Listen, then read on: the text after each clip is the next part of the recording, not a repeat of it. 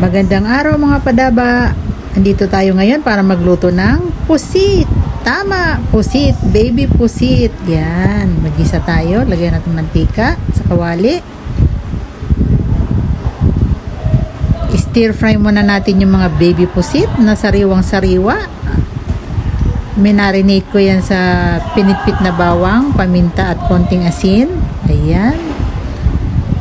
Ganyan ako magluto ng pusit eh. Ni-stir fry ko muna siya mga 3 minutes. Mabilis lang. Para hindi siya ma-overcook kasi hindi maganda sa pusit yung makunat. Maganda talaga sa pusit pag kinakain mo malambot. Ayan. Tabi mo natin yan. Tapos ngayon mag-gisa na tayo. Simulan natin sa bawang. Ang bango. Bawang pa lang mabango na. Sarap siguro na naman ito mga padaba. Ayan, medyo i-press natin dun sa oil yung ating garlic para yung lasa ng garlic sumama sa mantika, masarap sa ulam. Lagyan natin sibuyas, halu-haluin natin. Lagyan tayo ng konting asin para ang gisa natin masarap. Ayan, may timpla kagad. Umpisa pa lang. Lagay natin yung ating kamatis. Yan ang masarap sa adobong pusit eh. Tapos lagay tayo ng crack na paminta. Yun ang masarap na lasa ng adobong pusit eh. Yung naghahalo yung amoy nung bawang, sibuyas, kamatis. Tapos yung paminta na durog. Ay, ang sarap niyan. Balik natin yung pusit na ni-stir fry natin kanina. Ayan.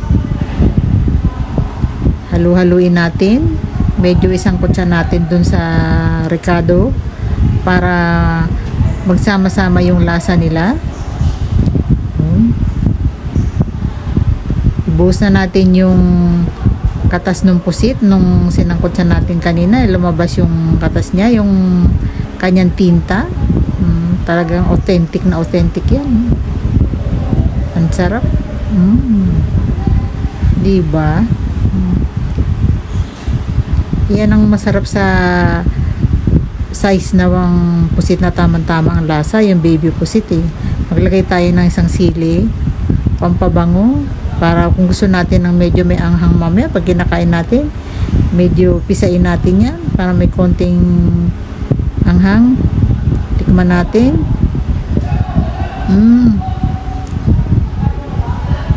Dagdag ulit tayo ng konting asin pa. Medyo matabang.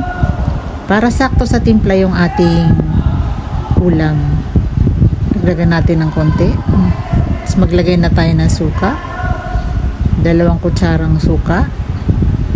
Para adobo talaga siya. Kasi hindi magiging adobo pag walang suka diba? Bakit daw tinawag na adobo? Kasi niluto na may suka. Kaya maglagay tayo ng suka. 2 kutsara. Halu-haluin natin. Tikman uli natin. Masarap na. Pero para lalong sumarap pa, magdagdag tayo ng konting toyo. Konti lang. Para lang pang enhance ba? Yan. Masarap din yung nilalagyan ng konting toyo yung adobong pusit eh. Para lalong sumasarap. Ayan. Halu-haluin natin ng konti. Mabilis lang lutuin to. Okay na to. Sarap na. Ayos na, ayos na. Yung gusto nating lasa, nakuha na natin. Okay na to. Ayan. Luto na ang ating adobong baby pusit.